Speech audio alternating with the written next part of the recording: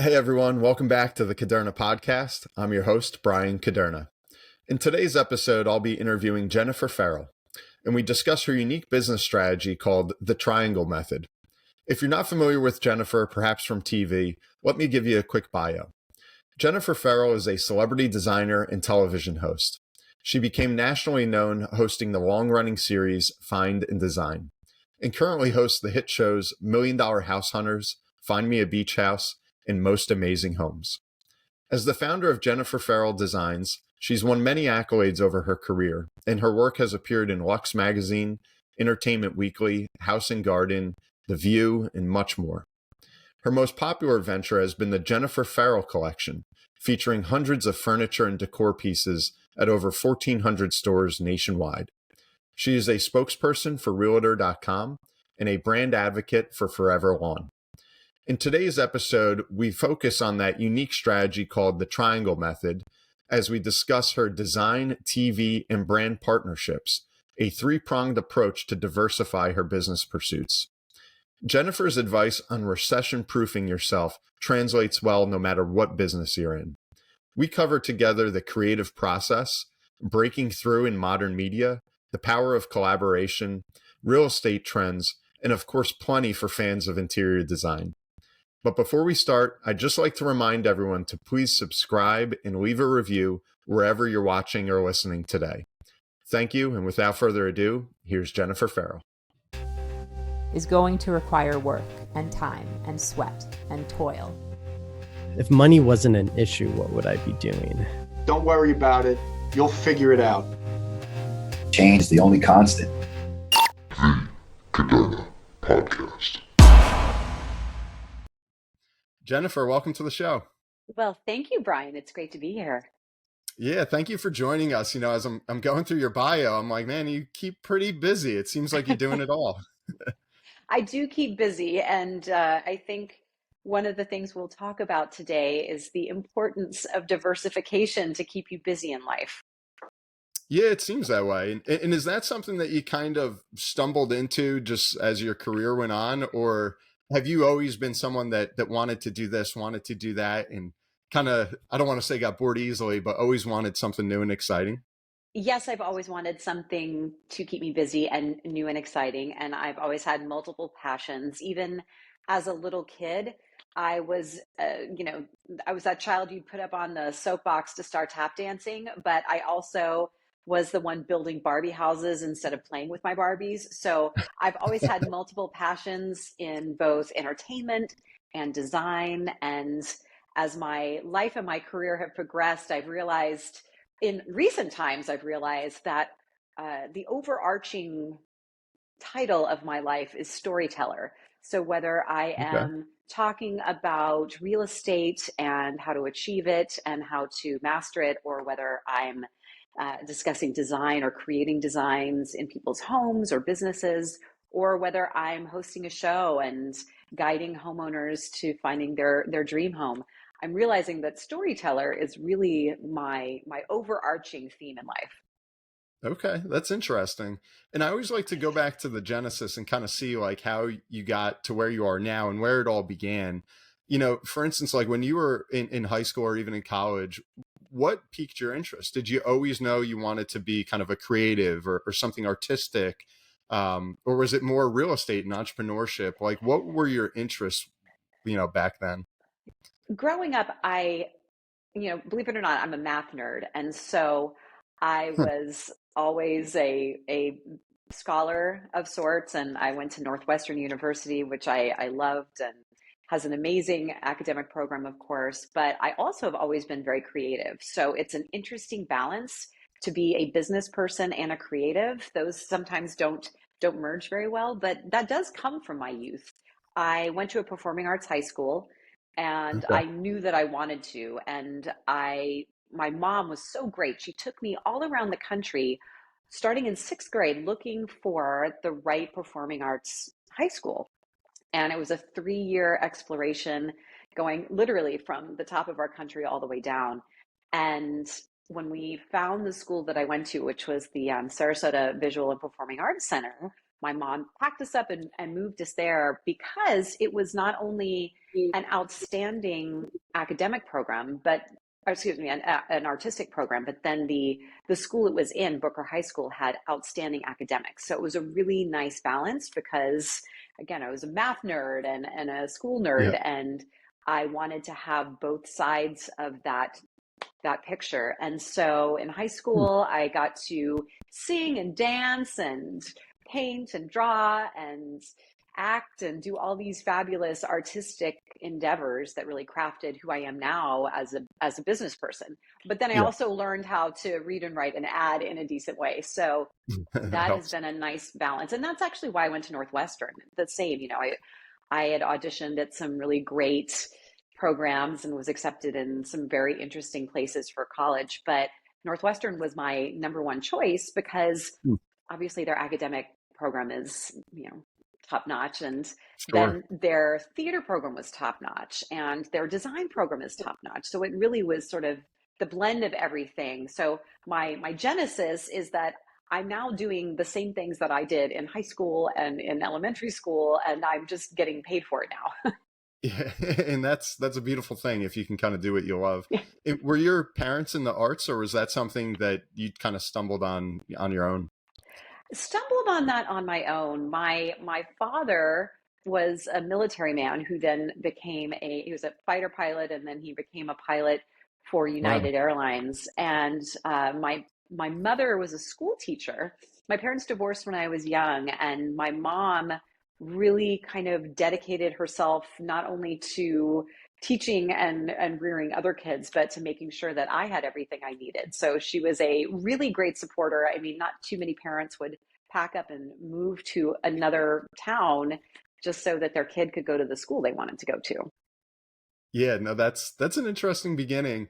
And so when you graduate Northwestern, well, I guess where did design come into play?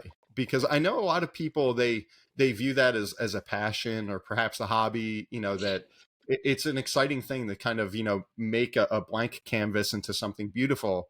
But how were you able eventually to segue that into a career, like you've done? Well, at Northwestern, I was going through the undergraduate theater program at the same time I was going through the graduate design program. So I was really picking up skills that ended up playing out later in my life. Although my professors would say to me, "Lady, you're going to have to pick a job because you can't do both things." And turns out I can. But this was before the home makeover television genre even came into play. There was no reality TV at the time. And so I got out of college, came back to California, which is my birthplace. And when I got to California, I was actually in the film world first. And then I really found myself missing the design side of my world. And I remember actually, while I was producing a film, watching this strange little channel called HGTV. And Joan Steffen had a show on called Decorating Sense. And she was transforming these rooms for $500. And I thought, well, isn't that novel? And it inspired me to say, you know what? I think I'm not really happy in the film world and I miss the design world. So in 2001, I opened Jennifer Farrell Designs. And 2003 was when I was a series regular on Merge, which was a huge show, a design show with Lisa Rinna.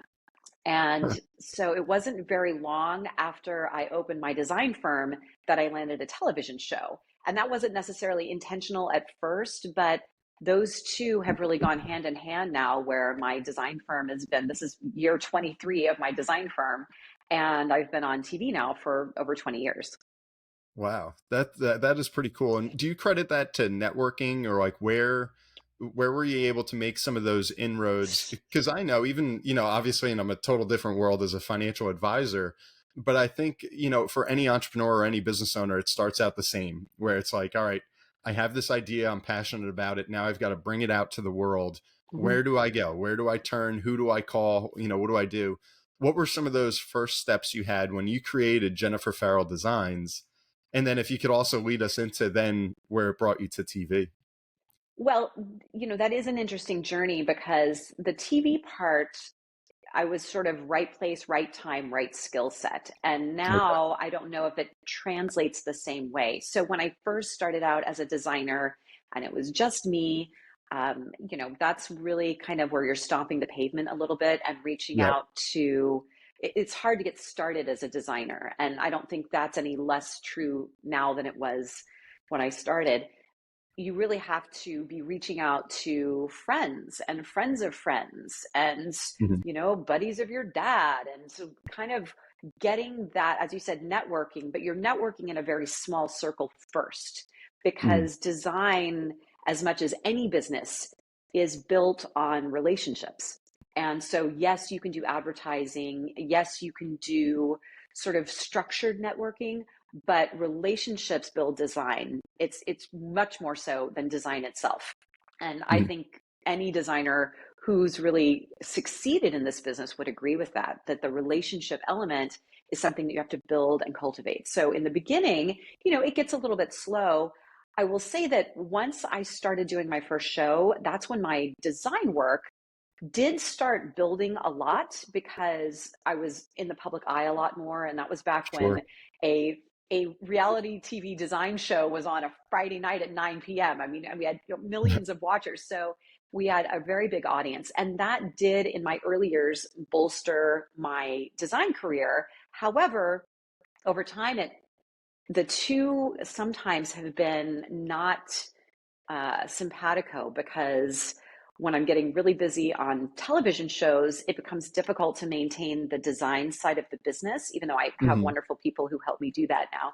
But then when I was doing a lot of design work, it would be hard to leave for TV shows. So sometimes that journey has had bumps and things that have taken a while to figure out. As far as Yeah. how that would adapt and interpret for people starting out in either of these businesses, if they're wanting to sort of combine those together, Mhm. now it's a whole different universe, because the power of social media has interrupted the old flow of how you get your talents out there to be witnessed. Sure. Yeah. And that I always thought that would be tough to kind of juggle all these different things that you have going on. Um, have you found over time that you have a more of a passion for one, whether it be the TV and communicating to the broad audience, or just getting to be on your own, kind of in your domain as a designer? Or do you like kind of the diversity of doing one, kind of then moving to the other? Well, my business has three parts to the triangle. So that was Okay. one of the things that you and I had sort of talked about before starting today. I Sure. have a business model that's a little bit different. So it's a triangle, and Mhm. I've got 3 points that support the brand of Jennifer Farrell and Jennifer Farrell Designs. So I have my design business, which is Okay. classic interior design. It's a residential design business. We do high-end interiors, ground up remodels. So there's that side of my business. Mhm. Then there is the public figure side of my business. That's my TV shows. That's my public appearances. That's Yep. my, hosting and MCs and live meet and greets and all of my public figure elements. And Mhm. then those two have over the years not always been together, but the part that's now uniting them in the triangle is my brand partnerships. So that is my product licensing. Those are my endorsement deals. Those are my brand partners in these show homes that I create, where I'm bringing all these different luxury brands in for an ongoing luxury show home experience. Okay. That's my ambassadorship deals, spokesperson work. So the triangle now has three different parts. So Yep. when you're seeing me as a public figure, you're getting to hear me as an expert. When you're working with me as an interior design firm owner, you're getting my design creativity. And then when you're working with me in brand partnerships, you're getting my business acumen, where I'm taking those two parts and bringing them together to support the brands that I partner with. So that's a Got it. long story, but it doesn't it may sound like it doesn't necessarily adapt to all businesses, but one of the things that I Yeah. wanted to talk about is diversification, particularly in today's economy. That Sure. diversification of your knowledge base and your income base is, in my experience, one of the strengths that gets me through no matter what economy we're living in. Yeah. And to kind of piggyback on that point, there's so much here, and I know it's a triangle, but there's a lot of intersection with that triangle, a lot of different things going on. What does the team of Jennifer Farrell look like? Is it just you then with some sounding boards that you trust and rely on, or do you have appointed people for each part of that triangle that take a lot of the load off your back? Like, what does that look like? It's somewhere in between those two. So each Okay. of these parts of the triangle, there's different management, marketing, PR teams that focus on each of these. There's different Mhm. support structures, especially on my design side. No one can design in a vacuum. There's just no such thing. So that's just art. If you are Yeah. creating it and you're doing it with no one else involved, you can do that. We call that art. And then when you have to bring in other people to implement it into a physical functioning reality where someone can live, that's where the design element comes in. And so I can do none of these on my own. Mhm. I, however, have my fingers in every pot. So there's nothing that gets done or even guided without me being the overarching person who is supervising every design, who is supervising every public appearance, who's crafting content for those appearances. There's times when I produce seasons of my own shows.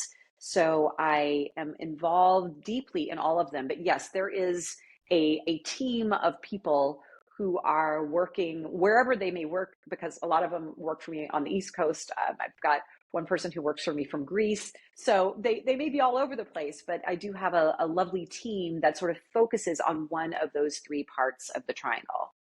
Got it. And a question I want to ask to that point, because I've noticed this in my own business, and I feel like I empathize with a lot of other clients and other business owners that have felt that when they go from kind of perfecting their thing, whatever that might be, that practice, and then they feel that they have to give up a piece of that now to, an employee or another expert that they're going to rely on, it can be a scary thing, kind of like a leap of faith of, now this is a direct reflection back on me and my work, however this person is going to perform.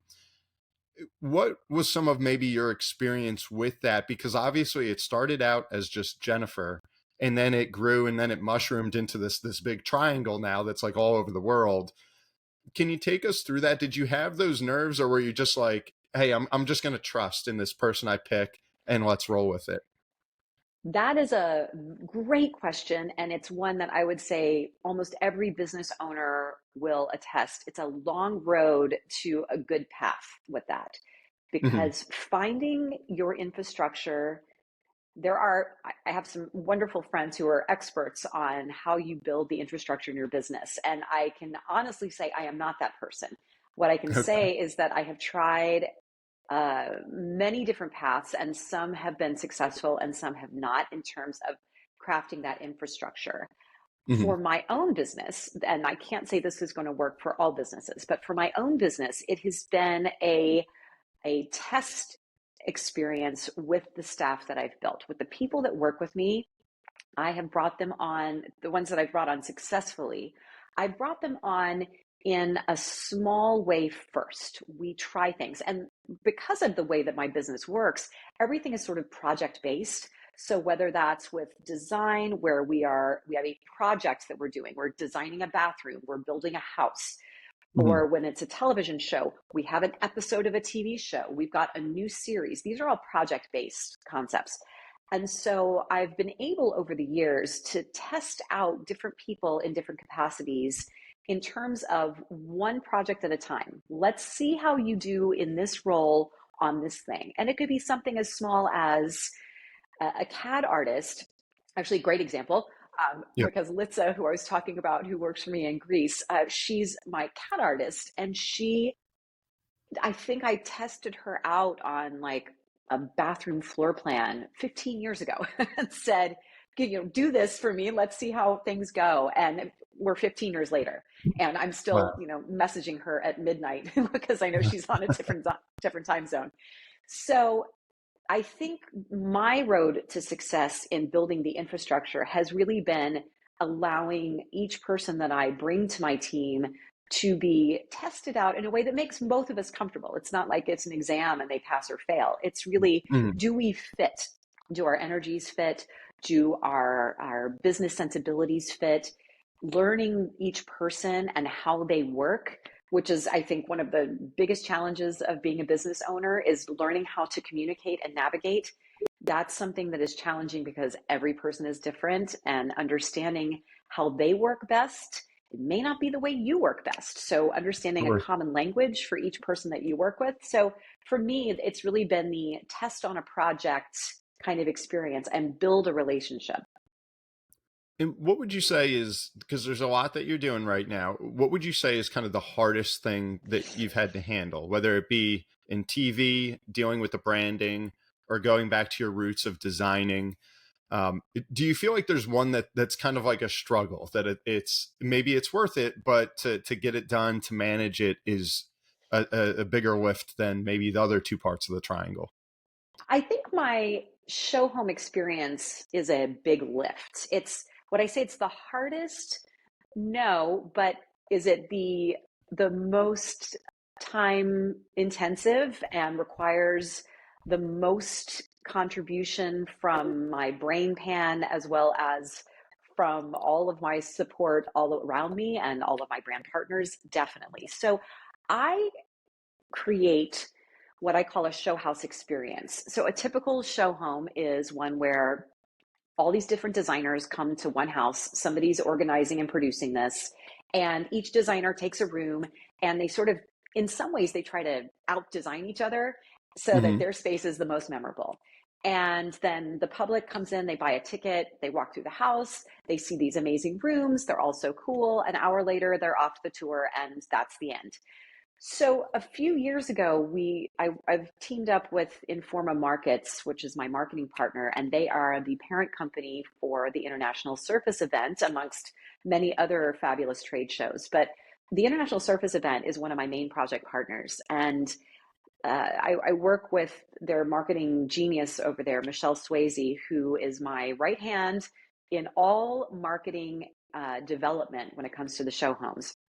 And the new structure that we created is an ongoing experience where I take a home that is in need of love and transformation, and I craft that as a singular vision. So it is a Jennifer Farrell design, top to bottom. Okay. There's not a pillow in the house that I didn't pick out.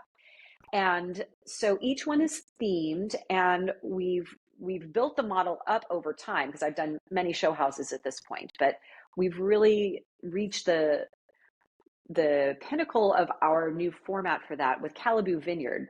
So Celeb Vineyard was an experience where it was 2 years of ongoing releases in marketing deliverables. So we teamed up with 22 different brand partners and brought in the finest of their products and materials that I was able to select, all as part of my design. So it wasn't them throwing things at me. They basically opened their doors and said, come in and showcase what you would like to showcase.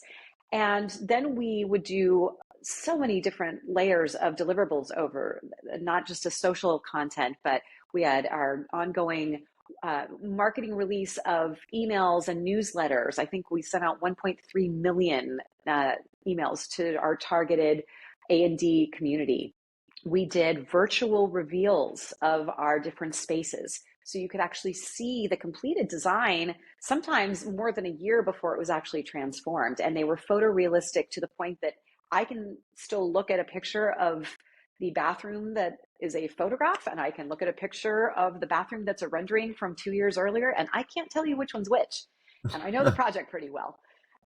So we did a massive social media campaign. We did a television miniseries chronicling the transformation. We did a virtual shoppable tour where you could literally tour the entire 19-room estate and click and shop as you go. Wow, So you could shop all the whole project. You could shop the products there. We did a series of releases in Luxe Magazine, which is our media partner for the project. We've now been in over a dozen magazines. It's the Celeb Vineyard's won a lot of design awards. It's been published a lot. And then it culminated with our VIP reveal party as well as our press events, and then a classic ticketed show home tour. So the experience that we're all used to with show homes, where the public gets to buy a ticket and tour the project, we did that as well. And then our lead project partners also were able to do other activations in the house. They all got commercials with me involved. They got video content, photo content. So it's an ongoing series of 2 years of marketing deliverables. And I would say that that is a big lift, and there is no way I could lift that with just these two arms. That takes a whole universe of people to really build such a monumental experience. Yeah, I was going to say that sounds like a monster kind of project. And you think about it, I mean, from a business standpoint, that is a slam dunk. I mean, every single object within a house is a product that is up for sale somewhere. So as you kind of do this virtual tour or the in-person tour, I mean, it just seems like unlimited opportunities that you could build off of. Well, that's completely true. And brand partnerships, as I said, that's really the apex of my triangle right now. And it's brought the two parts of my world together. And I find that I think one of my skill sets has really been helping brands to learn about brand collaboration and cross collaborating, because supporting other brands that are a non-compete is an excellent way to exponentialize your brand reach and exposure. I talk about it a lot, I practice it a lot, and it's not only one of the biggest functions of my show home experiences, but it's what I try to imbue to others about getting their business better exposure. You are not hurting yourself when you ask another brand, how can I help you? That's not hurting you. That's actually showing support to them, and support tends to multiply. So I approach a brand not asking, what can you give me? I approach saying, what can I do to support your brand? And in doing that, that favor is often returned in spades. That is, I mean, there's so much that you could kind of pick at there. I love the concept, and you could see this triangle kind of coming together, you know, that it really is a nice model. So just to pick one element, if I could get you on the technical side, if we go back to the folks that are listening today that are the creatives, or maybe they have a passion for design, we'll start with, what is your favorite part of the design project? Do you have a room that you love, whether it's the bathroom, the kitchen, the bedroom? Where do you just get so excited? You know, I get excited about a lot of things. I will say that the kitchen and bath universe is definitely a big part of my wheelhouse. And the surfaces universe is a big part of my wheelhouse. I get very excited. Tile for me has always been just kid in a candy shop. Tile is one of the great unifiers of our civilization, and I don't think it gets often addressed as that. But there is no building on the planet that doesn't have tile, whether it's a mosaic from ancient Pompeii or a field tile in a bathroom in Middle America. These are one of the communicators of the story of our human history. And that element of tile for me has always been very exciting. Kitchens and baths don't exist without tile in some form. And I work a lot in the appliance universe. I work a lot in the tile and other surfaces universe. I am a lighting junkie. So I'm always excited about the sculptural element of lighting. So a lot of these different pieces, parts that get me passionate are things that I find in the kitchen and bath world. Also, going back to me being a big math nerd, designing kitchens and baths is so much about numbers. People have no idea until they're in the industry actually designing a kitchen or bathroom how much of all of that silly calculus that you learned, like how much of that's going to end up playing into what you're doing in your day-to-day job if you're designing kitchens and baths. It is a lot of math, a lot of calculations, a lot of measuring and planning. You can't make mathematical mistakes when you're designing a kitchen or a bathroom. Yeah, everything needs to fit, that's for sure. And is there a starting point? Like, do you say, okay, I want to go look at the bathroom, I want to look at the tile, like you said, and then we're going to use that to flow into the bedroom and then flow into the design of the hallway? Or like, do you start somewhere, or do you just kind of have this like grand theme and then you start to kind of pick away at each piece? In terms of design, I think that psychology and client relationship, I actually just said this before, but I'm repeating myself, but psychology and design relationships with your client are the starting point for everything, because the relationship that you build with a client is going to inform your design. Understanding who they are as people, how they live in their homes, who lives there, what do they do, what do they like, what do they not like. And sometimes a client is not a reliable narrator. They might tell you, I love mid-century modern, and then you look at the things they like and those are not mid-century modern things. That's, like a minimalist design. But really trying to hear what they're saying even beyond their words, understanding things that make them smile, understand things that make them frown. That's the starting point. And it's building that relationship, which also goes over into real estate 100%. And, I do get to travel the country talking about real estate and talking about it from not only from trends and market forecast, but to understanding building that client relationship. And one of the most important things is not necessarily what your clients say, but understanding how they feel. And that requires a lot of listening not just with their words, but listening to their energy as they're speaking. Where do they light up? Where do they crash? What makes them cringe? What makes them glow?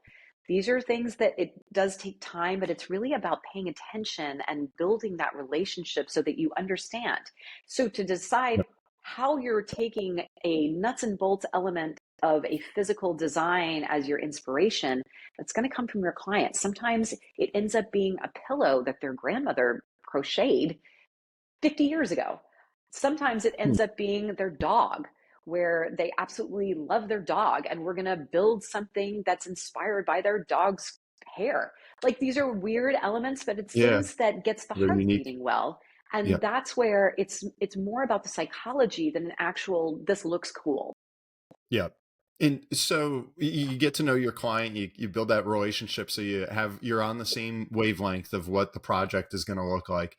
A few follow-up questions I have as you're describing this. I'm thinking of one time we were on vacation with the family and we went to Warner Bros. Studios and we did a whole tour of, like, their back lot, the studios, and then they take you to the prop warehouse and you just go in this like enormous building and they're like, oh, this is the lamp section. And it's just endless amounts of, shelves of lamps that they just grab one to put on the set of Friends or whatever it might be. Where, like, I look at that, I just get overwhelmed. I'm like, I wouldn't know which one of these to pick. How do you narrow that down? Do you like set yourself, okay, I'm going to look at these for 20 minutes and then I'll just pick whatever jumps out at me? Like, how do you go through that when there's just so much in the design world? And that is true. And, I also am a product designer, so I have my own collections of materials. So I think in terms of shape, texture, color, and motif, I think that way when I'm designing products, but I also think that way when I'm selecting products. So let's say I'm trying to pick out a lamp that's going on your desk, and I know who you are, and I know what style we're going for. I start understanding a little more about our color palette as we get to know each other.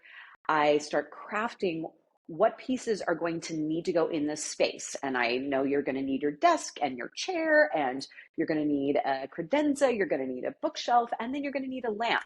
So when I'm picking that lamp, I have in my design brain parameters. So I know that I need it to be X tall, because if it's this tall, it's going to be too tall for your desk. If it's this short, it's going to be too short for your desk. I know that I want it to be this kind of motif. For you in particular, I'm going to know whether I want it to be super contemporary, very traditional. Do I want something big, fat, and chunky, something slim and streamlined? And then I start thinking about the materials I want it to be made of. If I know that I'm going to be doing some bronze accents in your space, maybe I'm going to be looking for one with bronze accents on the lamp so it ties with some other pieces in the room. So I have sort of a checklist of items that I'm looking for. And Okay. I have great resources and I have been working in this business for a long time. So I kind of know where to go to look once I know my checklist. And then I will look through personally. If I'm selecting a lamp, I might look through 500 lamps. I can do it very quickly because I know how to do that very quickly. Yeah. But I will Yeah. look through 500, I will pick out 10, and from that 10, I will select the one that then fits as a component with all the other pieces that are going into the space. It may not even be my favorite lamp, it's my favorite for the space with everything else. And then I have those other 9 as my backup options to present to the client should they say, oh, I'm not crazy about that first choice. And that brings up, I know I have so many questions here on the creative side because I like kind of, geeking out on this. Which When I you get to love, by that the way, point, since this is a business conversation and you want to know all about picking lamps. yeah, right. So when we're picking the lamp, who gets the final say? Like if the client says, "Oh, Jennifer, this is fantastic," and you're like, "Oh my gosh, this is going to ruin the whole room," is the client always right? Do they get the final So, say? and this is something that is my philosophy, and not every designer would agree with me, but it is my company's philosophy. It is my brand's philosophy. It is something that I share with everyone who works with me. I've said this before, so if anyone watching has heard me say this, I apologize, but it is my company line.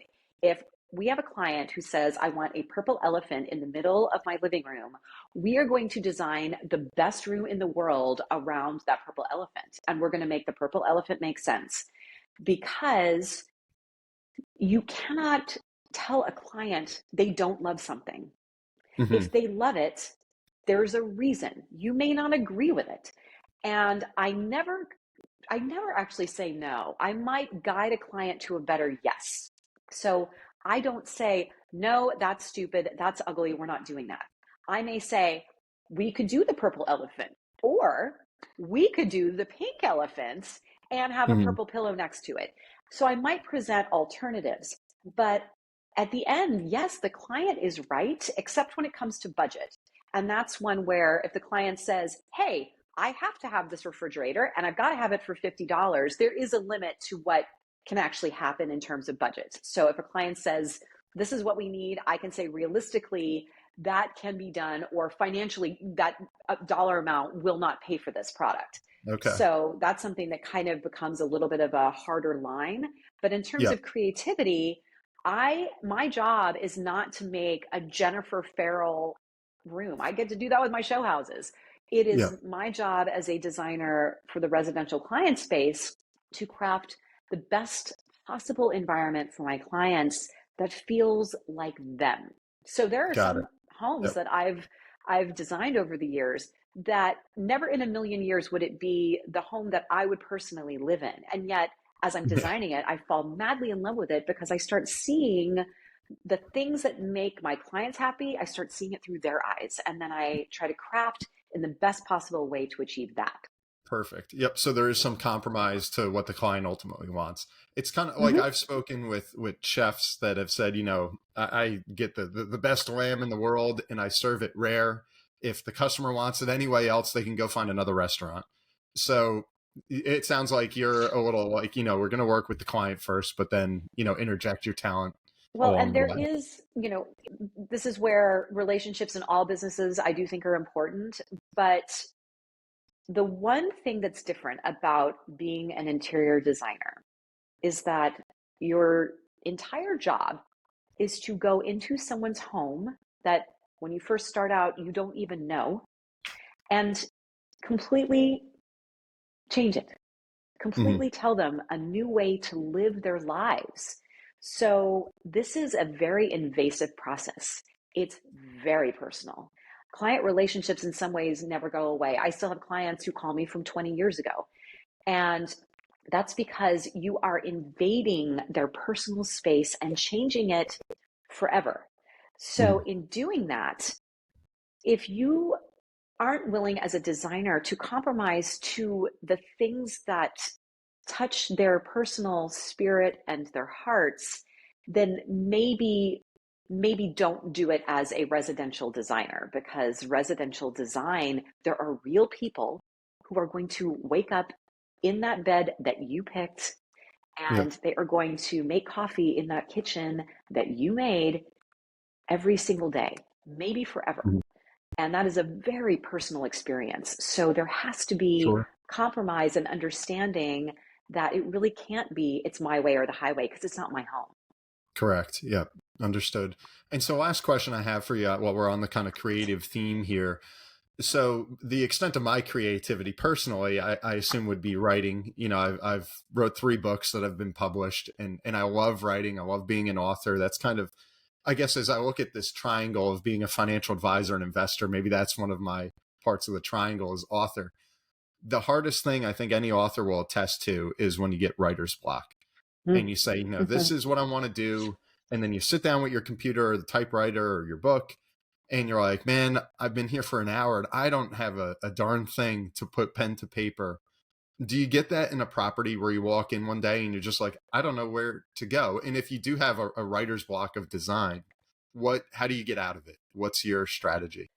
Well, and I think writer's block is a good term to use for anyone in the entrepreneurial space, because if you are crafting anything where someone is not necessarily telling you how to do it, where Mm-hmm. you are self-guiding, there's always a moment in your career somewhere along the line where you're stuck on the impetus to move you forward on crafting that. So how do you get past it? Well, for me, I feel like in terms of design, it's collaboration is great, because if you get stuck, I got people around me that I can reach out to and say, hey, I am in a hole on this one and I can't see through, and here's where we are, and here's where I'm trying to go, and I can't get there. And Mm-hmm. I have fellow collaborators who can say, hey, did you think about this? And so that's where it's a little bit different than being a writer, in that, a lot of times you are writing in a vacuum and there's no one to bounce ideas off of. Something, though, that I Mm-hmm. just said in the beginning of our conversation about diversification, I think is really important in today's world, because I think, especially in our economy and where we are in terms of innovation and technology, and not really knowing what the future holds, particularly with AI creeping into basically every aspect of life right now, and we don't know what that's going to look like in 5 years or 5 minutes. Yeah. Not knowing, are the interest rates and the mortgage rates going to be astronomical tomorrow, or are they going to bottom out again? We're in a very uncertain time in terms of our political climate, our economical climates. Things have been unpredictable and volatile and a little bit shaky ground. And it's not always like that. We have to remember that. It's not always like that. But what I have found in 22 years of business, or now 23, is that the diversification of what I do for a living has gotten me through always. So there are years where the real estate part of my world is stronger, where that's coming into my public figure and my real estate base and my brand partnerships. I've found that there are times when the design part of my world is the driving force. There's times when the brand partnerships, having different parts of this big triangle that always keep us busy. That's where I feel no one is totally economic climate proof, but it helps you weather the storm, whether it's a writer's block storm or whether it is an economic storm. Going through that moment of, I don't know how to get moving forward in my creative or my business drive in this spot, maybe that's when you step away, take a breath, and go over here to support this part of your business triangle. So I think diversification is a lot of times very helpful. And I will say diversification for me helps fuel my creativity, because as I partner with brands and I think about their needs, it actually inspires my creativity on products I can help create for them, because they need this. I've got this idea. So Yeah. sometimes reaching out to other parts of your diversified business model can Hmm. can inspire you and get rid of that, writer's block. Okay, got it. So when you're kind of stuck at one part of the triangle, move on to one of the others, and then Maybe maybe not come. move on, but reach to that other Yep. part to help support. Got it. Well said. And so to pivot a little bit, I know we've been spending some time on the creative process, which I love. If we get over to the real estate side, which is, I think a lot of people, they hear interior design, they're not thinking of, a real estate economist per se, but they play together. Home values dictate a lot of what we're able to do. So with that said, I mean, what are some of the trends you're seeing? We just started, as we're airing this is the 10th of January in 2024. So we got a brand new year here. What are maybe some of the trends you're seeing or hearing about at 2024 and your outlook? We won't hold you to it, but what's your outlook this year? It has been an interesting 24 months in the real estate universe. And Mhm. my end of the real estate universe is more in the luxury end, but my knowledge base is for the climate in general.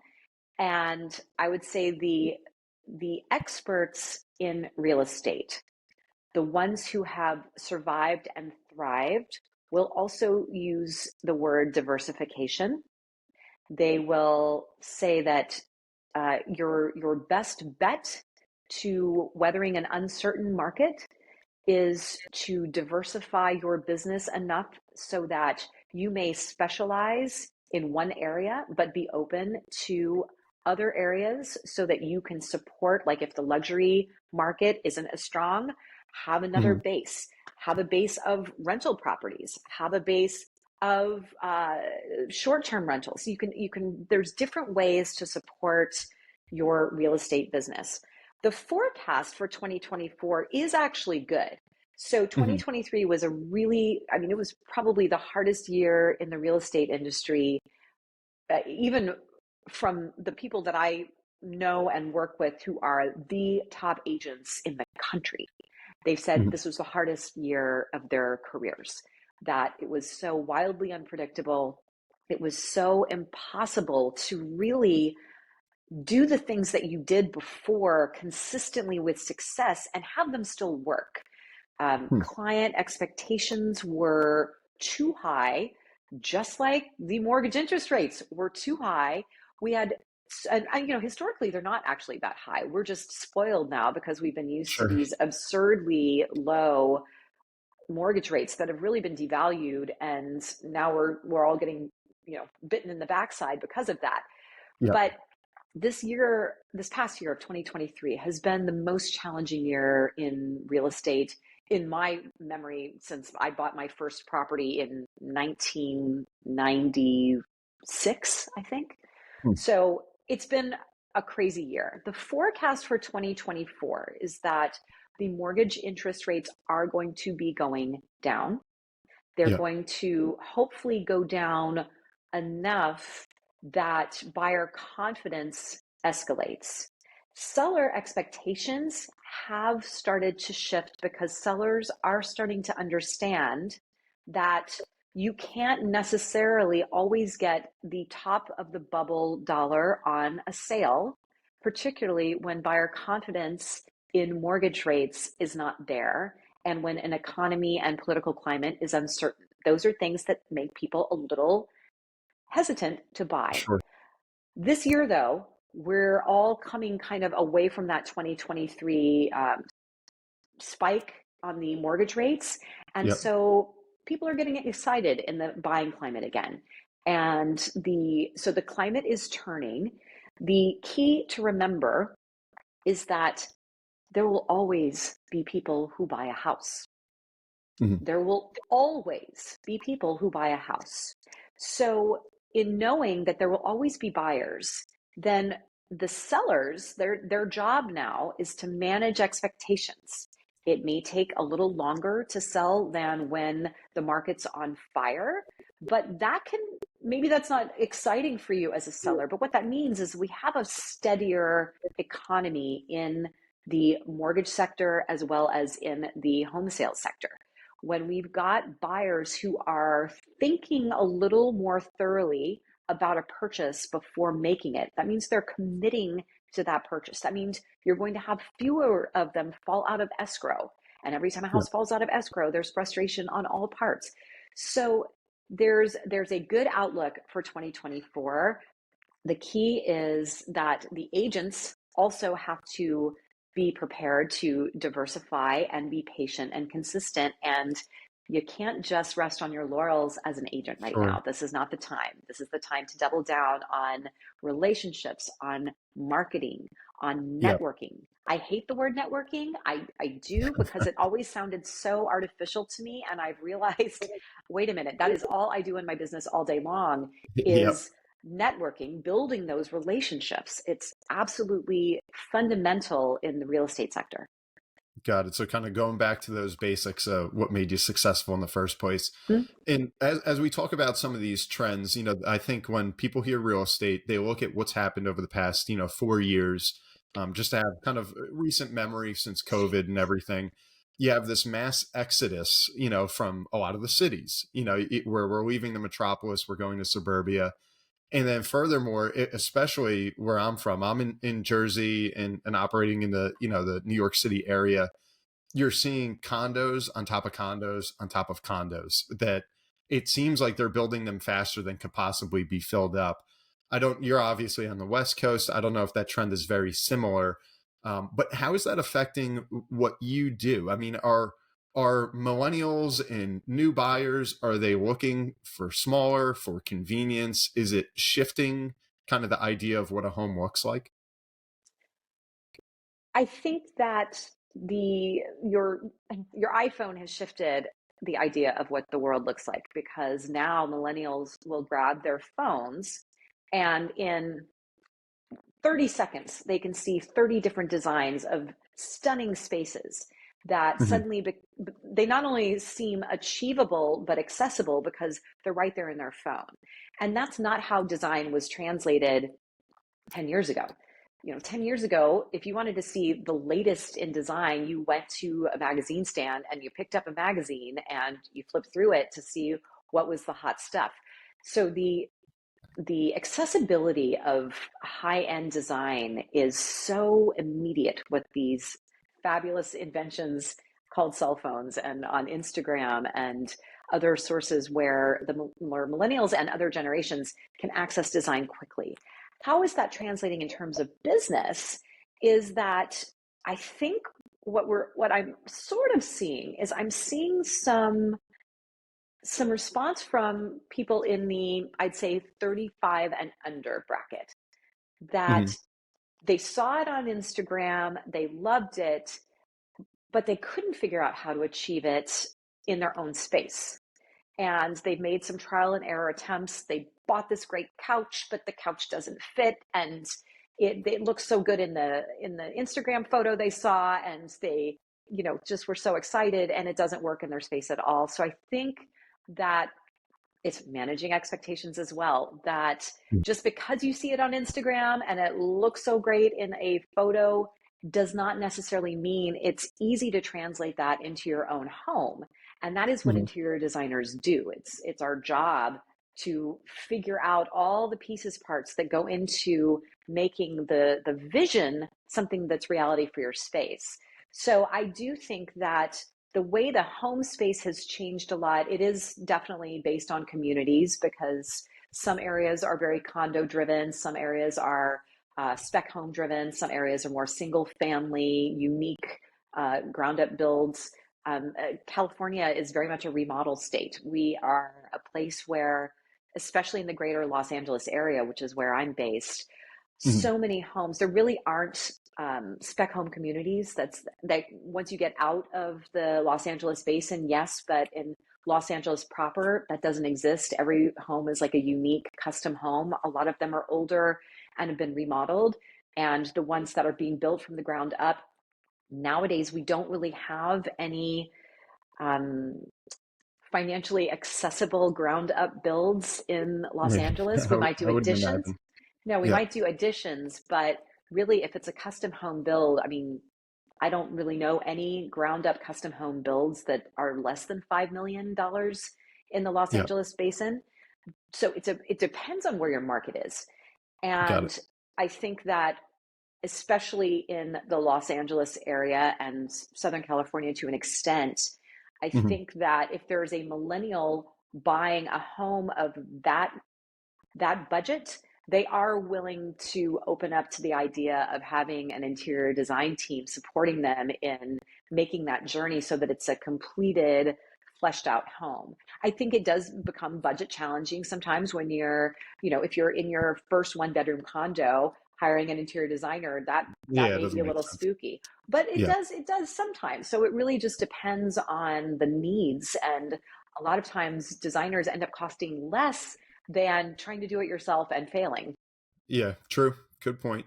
And so last question on that I wanted to pose to you, because I know you've done so much, and especially in this kind of ultra high end field. Do you have a favorite project that you go back to, that it was, whether it was the biggest or it was the best, that it's kind of like your pride, that you look back on? I'm very proud of Calibu Vineyard. That is something that it's the show home that we just finished the marketing cycle earlier this year, and it has won several design awards. I am proud of it because it was sort of a Herculean effort. I mean, it's 7,300 square feet and 19 Wow, rooms on 3.5 acres. We built a working vineyard. We're actually making fantastic wine. So that's awesome. that was really such a large effort, not just in terms of design, but in terms of marketing and brand partnership building, and just so many different layers to that Hmm. project. So I think that's the project I'm most proud of. I'm now about to embark on my new show home with the International Surface event. And we will be revealing the concept at the International Surface event January 24th through 26th of this year. So that is coming up right now. And the show home concept is one that I'm extremely excited about. It's very design forward. It's, Hmm. in my mind, really the house of 2030 and beyond. And there's a lot of the aesthetic will be ancient meets modern. There are some really interesting, sustainable, and adaptable elements to the space. Besides having stunning luxury design, there's just a lot conceptually that I'm really excited about. And I do have client projects that I've also loved over the years, and some of my favorites that I always love to look back at the photos of. But I think in getting to craft a concept, that's the part about the design that to me is most exciting. That's awesome. And so now, Jennifer, if we could, I just want to transition to the lightning round, which is my viewers and listeners. It's often their favorite segment of the show, if we could, where I'll just pose some questions to you, and then you tell me the Okay. first thing that comes to mind, and we'll get Okay. to know a little bit more about Jennifer Farrell. Oh boy. All right. So the first one up, what is your favorite book? My favorite book. That's a great question. I didn't realize this, but it's probably Oryx and Craigie. Um, I don't know if it's my favorite, but it's one that I come back to often in my brain about the way the world may end up looking if we don't take better care of it and it transitions to the next evolution of civilization. Interesting. And do you have a quote or words that you live by? Don't waste my I love time. I have, a limited number of years on this planet, as we all do, and I take every single moment I have as something I value and cherish. I don't waste your time, don't waste mine. Perfect. I like it. And I know you've traveled quite a bit, pleasure, but then also business. Do you have a favorite destination or vacation? I always love going back to France. And while that may sound cliche, which is a French word, I think there is an inherent romance in the history and architecture of all parts of France, south of France and wine country in Paris. So France always has a special place in my heart. Awesome. And growing up, did you have a hero? And if so, who was it? Einstein, absolutely. I was obsessed. That's And I talk about some interesting interior design. My bedroom walls had life-size posters of Einstein everywhere, including the ceiling. So when the other kids were, yeah, rocking out on Bon Jovi posters, I had Einstein everywhere. Interesting. And do you have a favorite movie? Hmm. It changes over the years. For many years, it was The Abyss. I think now it's Interstellar. Okay. It does shift over time, but I love stories about the farthest reaches of space, time, our concept of the universe, and how that translates to the human heart. And I think The Abyss does that in terms of reaching into the depths of water, and Interstellar does that in terms of reaching into the far expanse of the sky. And but they're both kind of the same beat inside. How does that extensive reach into the unknown translate to the human heart? Interesting. And then our last two here, do you have on the positive side, do you have a tipping point, either personally or professionally, that you can look back on that you feel took you to the next level? A couple, because in terms of television, I think it was when I was cast to host Find and Design. I think that took me from a television designer to an established television host. I was still a designer, but having that host moment allowed a little more of a marquee player opportunity for me. And so I do think that was, in terms of TV, a real career shifter for me. But that was a long time ago. I started hosting that show in 2006. I think for my design business, interestingly enough, it was probably in 2018 with Dwell on Design. Dwell on Design is was a huge contemporary design trade show, and I was asked for two things from Dwell on Design. One was to design what they called the method home, where they built basically this modern home inside the convention center, and they asked me to design that. And then the other was as one of they did a tour called the Dwell on Design Home Tour, and it was the basically 5 or 6 of the greatest architectural and design projects in whatever area they were doing the tour, and they chose my show house Diablo Ranch for that tour.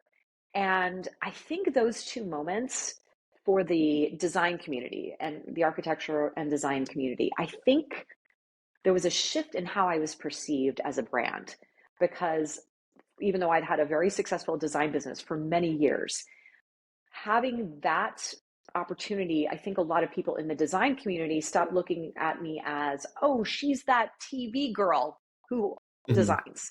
Instead of, oh, she's that TV girl who designs, now it's, oh, she's a legit, respected interior designer who happens to host television shows. So I think that was a real shift in perception in my own industry about who I am as a brand. Got it. And then on the flip side, do you have a mistake or any moment that you look back on in your career where you say, man, I missed that, or if I could just go back and have done that differently, anything that just kind of sticks with you?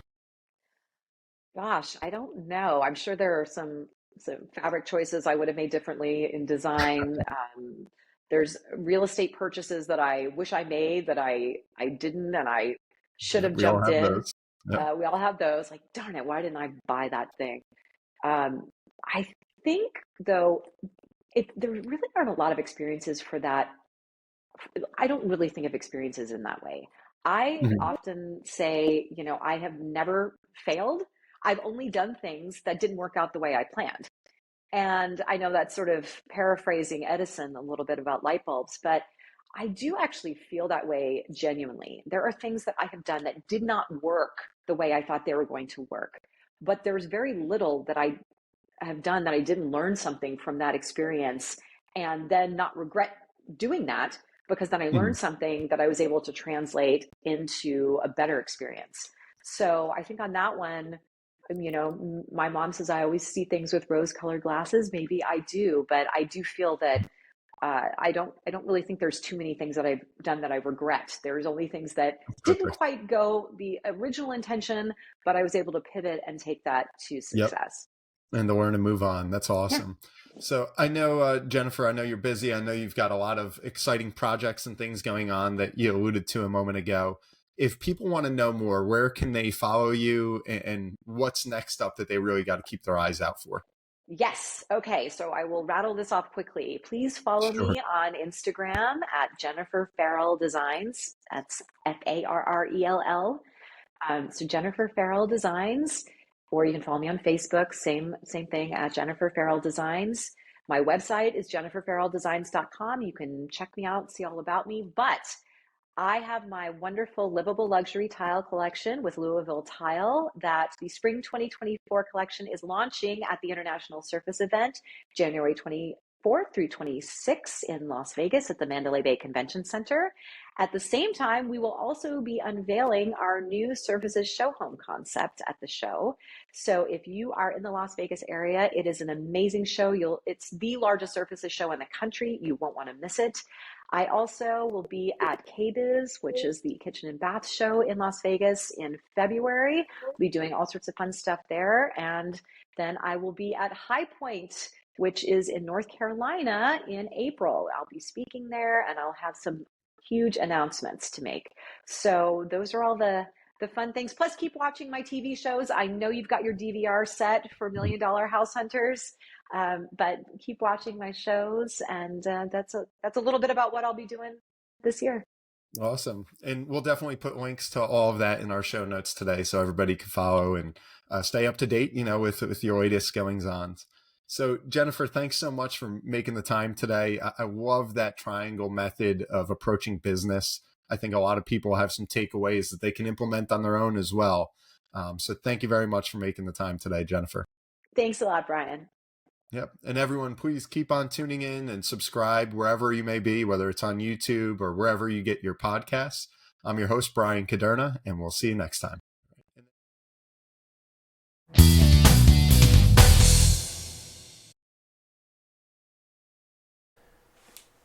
This podcast is intended for the general public and for informational purposes only. The show does not provide any recommendations or investment advice regarding any specific account type, service, strategy, or product, or to otherwise act in any fiduciary or other capacity. Please contact a financial professional for guidance and information that is specific to your situation. Brian Caderna does not provide tax or legal advice. Please contact your accountant or legal advisor to discuss your situation.